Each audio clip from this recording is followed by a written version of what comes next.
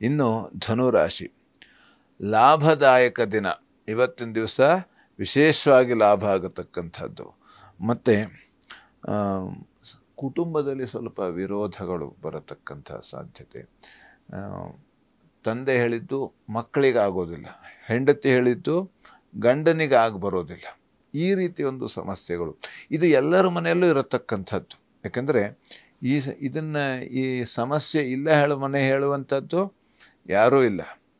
ಅದಕ್ಕೆ ನಾವು ಆದಷ್ಟು ಈಗ ಒಂದು ಅನುಸರಣೆ, ಎಷ್ಟು ನಾವು ಅನುಸರಣೆ ಮಾಡ್ಕೊಂಡು ಹೋಗ್ತೇವೆಯೋ ಅಷ್ಟು ನಮಗೆ ಒಳ್ಳೆಯದು. ಯಾಕಂದರೆ ಮುಂದೆ ನಮಗೆ ಆ ಒಂದು ಸಹನೆ ಹೇಳುವಂಥದ್ದು ಬೆಳೀತದೆ. ಮನುಷ್ಯನಿಗೆ ಎಷ್ಟು ಸಹನಾ ಶಕ್ತಿ ಬೆಳೀತದೆಯೋ ಅವನಿಗೆ ಯಾವುದೇ ಸಂದರ್ಭದಲ್ಲೂ ಏನೂ ಆಗುವುದಿಲ್ವಂತೆ.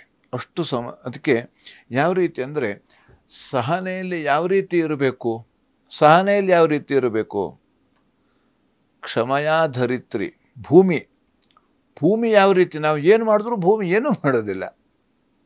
ನಾವು ನಡೀತೇವೆ, ಓಡಾಡ್ತೇವೆ, ಉಗುಳ್ತೇವೆ, ಅಗಿತೇವೆ, ಇದು ಏನು ಮಾಡಿದ್ರೂ ಕೂಡ ಸಹಿಸ್ಕೊಂಡಿರ್ತದೆ.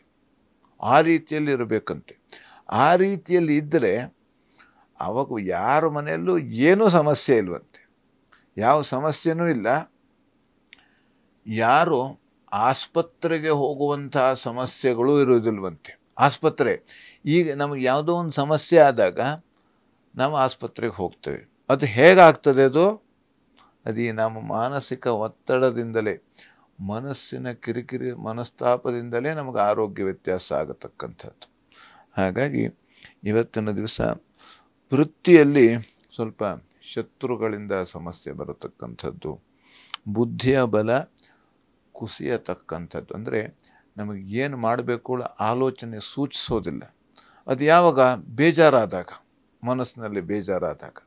ಹಾಗಾಗಿ ಆದಷ್ಟು ಶ್ರೀನಿವಾಸನ ದರ್ಶನ ಮಾಡುವುದರಿಂದ ಅನುಕೂಲ ಇರತಕ್ಕಂಥದ್ದು.